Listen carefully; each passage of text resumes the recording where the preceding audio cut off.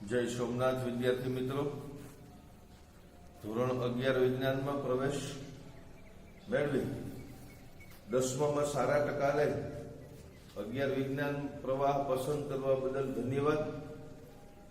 આપણે આગળ લેક્ચરમાં અડિયા સાહેબે વિજ્ઞાન વિશેની માહિતી આપી, વિજ્ઞાનની શાખાઓ વિશેની માહિતી આપી અને વિજ્ઞાનમાં જે ઉચ્ચ અભ્યાસની તકો છે એની માહિતી આપી.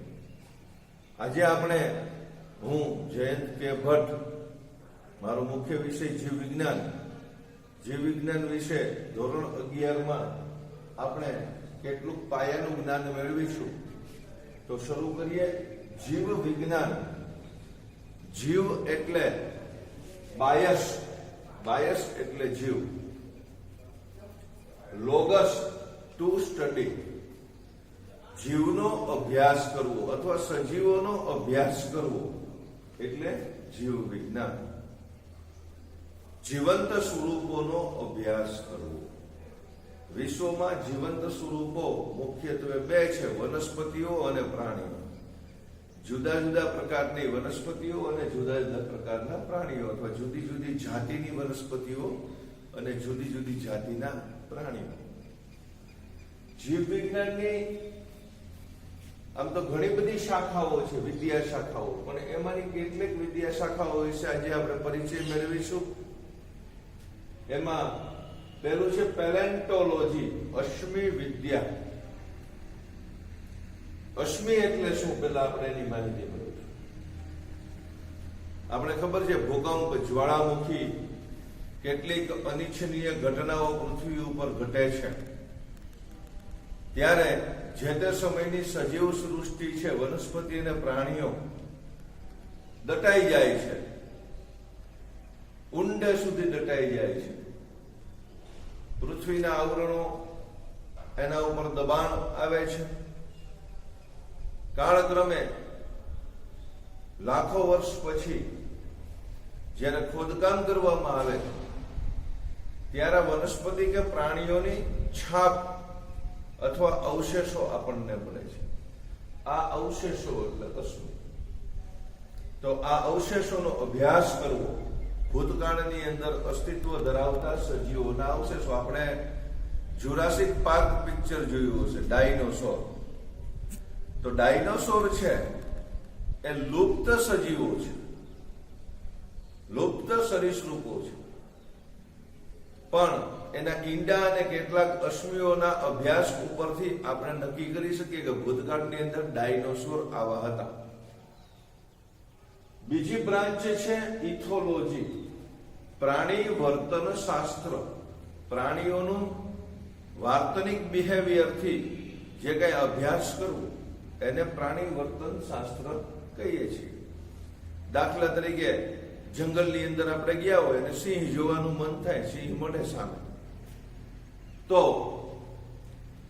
આ સિંહને જોઈ અને આપણે ચોક્કસ તારણો કાઢીએ છીએ એની જે વર્તન ઉપરથી, કે ખીજમાં છે કે નોર્મલ કન્ડિશનમાં છે. તો આવા વર્તનનો અભ્યાસ પ્રાણીઓના, એ પ્રાણી વર્તન શાસ્ત્ર. સોરોલોજી, ગરોળીઓનો અભ્યાસ. બરોબર, આપણે રેપ્ટાઇલ્સ સરીસૃપની અંદર, ઘરની અંદર ગરોળી જોઈએ છે. ગરોળી એ જુદી જુદી જાતિઓની ગરોળી અસ્તિત્વ ધરાવે છે. આ ગરોળીઓનો અભ્યાસ એટલે સોરોલોજી. કોન્કોલોજી, બરોબર, આપણે મોતી, સાચા મોતી, દરિયાના મોતી, એના વિશે આપણે સાંભળ્યું હશે. તો મોતી છીપ નામનું એક મૃદુકાય સમુદાયનું પ્રાણી છે. એના શરીરની અંદર આ મોતી ઉત્પન્ન થાય છે. તો આ જે મોતી છીપની જુદી જુદી જાતિઓનો અને મોતીનો અભ્યાસ અથવા જુદા જુદા છીપનો અભ્યાસ કરવો. એવી રીતના આપણે જે શંખ ઘરની અંદર રાખીએ છીએ, મંદિરની અંદર, આ શંખ પણ મૃદુકાયમાં જ આવે છે. માઇકોલોજી, આપણે ફૂગથી પરિચિત છીએ. વાસી પાઉં, બ્રેડ કે રોટલીને 2-3 દિવસ રહેવા દઈએ તો એની પર ફૂગ જામી જાય. આવી અસંખ્ય પ્રકારની ફૂગોની જાતિઓ અસ્તિત્વ ધરાવે છે.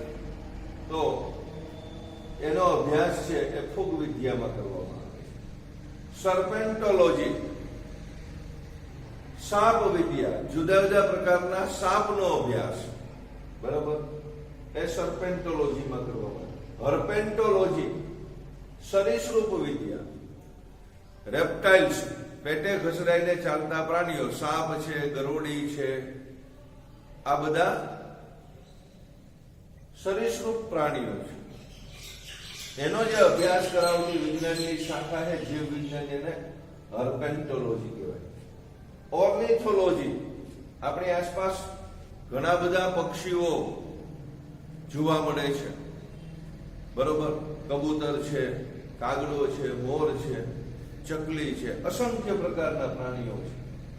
આ જે પ્રાણીઓનું વિજ્ઞાન અથવા પ્રાણીઓનો જે અભ્યાસ એ પક્ષી વિજ્ઞાનમાં કરવામાં આવે છે. યુજેનિક્સ, સુપ્રજનન શાસ્ત્ર, બ્રીડિંગની જે વાત આવે અથવા પ્રજનનની વાત આવે પ્રાણીઓમાં, તો એ યુજેનિક્સની અંદર કરવામાં આવે. ફાઇકોલોજી, લીલ શાસ્ત્ર.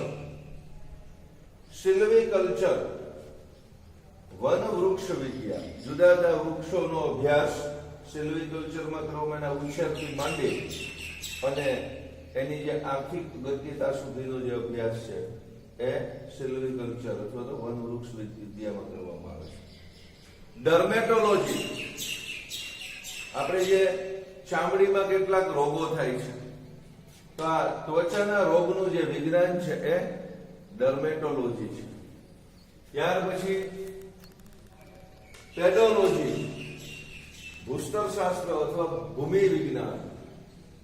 ઇથિયોલોજી, દરિયાની અંદર અથવા મીઠા પાણીમાં જે મત્સ્ય છે એ મત્સ્ય વિજ્ઞાન, જે ઇથિયોલોજીમાં અભ્યાસ થાય છે. સેરિકલ્ચર, રેશમના કીડાઓનો ઉછેર અને તેમાંથી રેશમનું ઉત્પાદન એ સેરિકલ્ચર છે. એપીકલ્ચર, મધપુડા, મધમાખી, અને આ મધમાખી દ્વારા આપણે મધનું ઉત્પાદન કરીએ છીએ અને સાઇડ પ્રોડક્ટમાં શું મેળવીએ છીએ તો કે મીણ.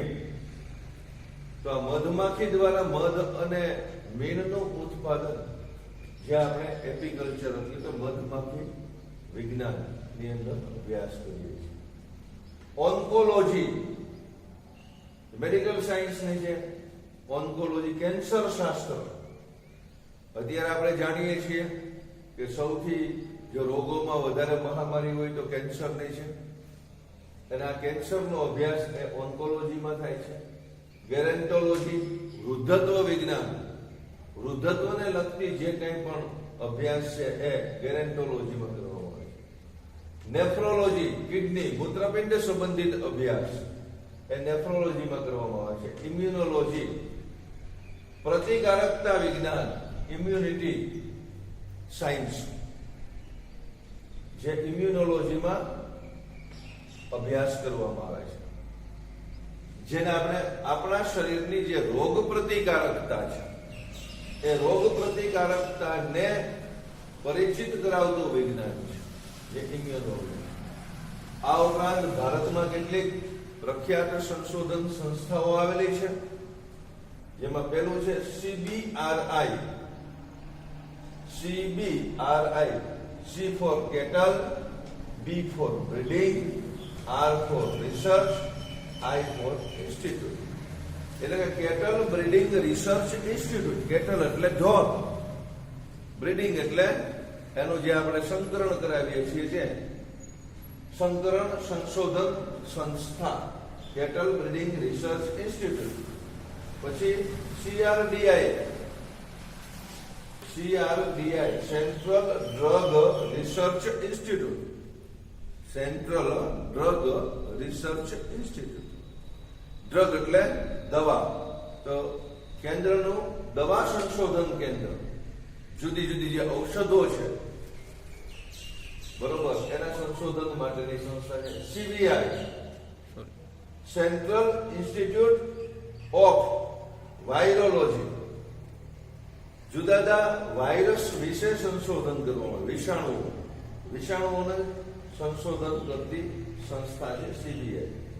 CFTRI, central food technological research institute. Central food technological research institute. તમને ખબર હોય તો ખોરાકની જે જુદી જુદી બનાવટો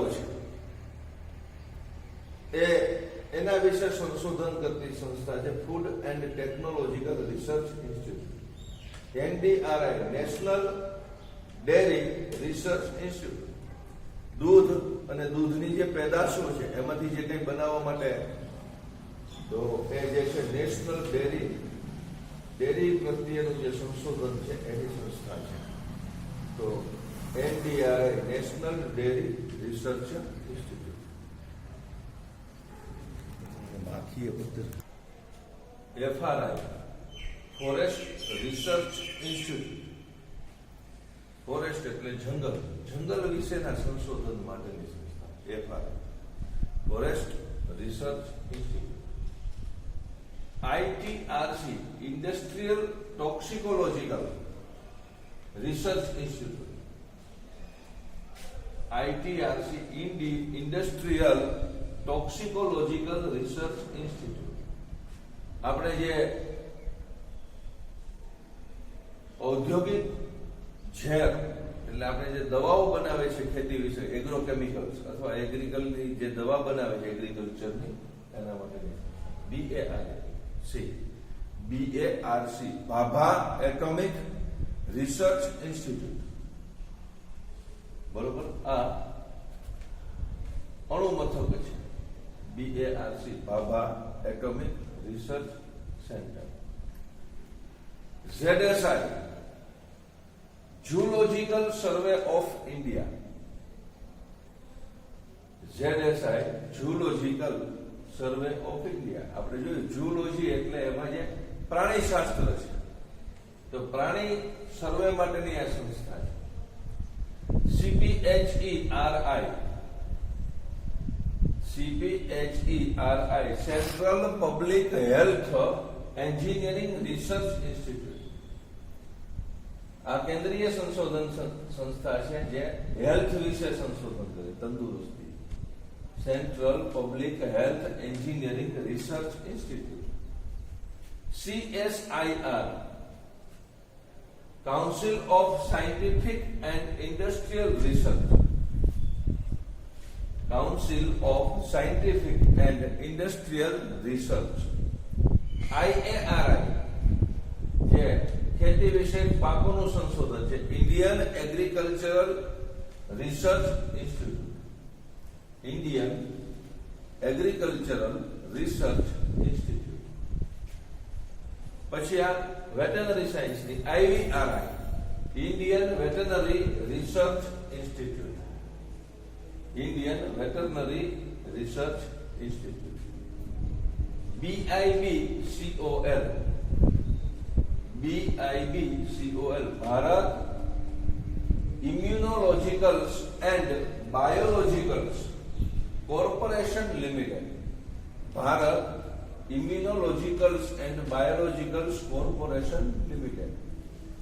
તો વિદ્યાર્થી મિત્રો, અત્યારે જે આપણે અભ્યાસ કર્યો એમાં જીવ વિજ્ઞાનની કેટલીક વિદ્યાશાખાઓ અને ભારતની અંદર આવેલી કેટલીક સંશોધન સંસ્થાઓનો અભ્યાસ કર્યો છે.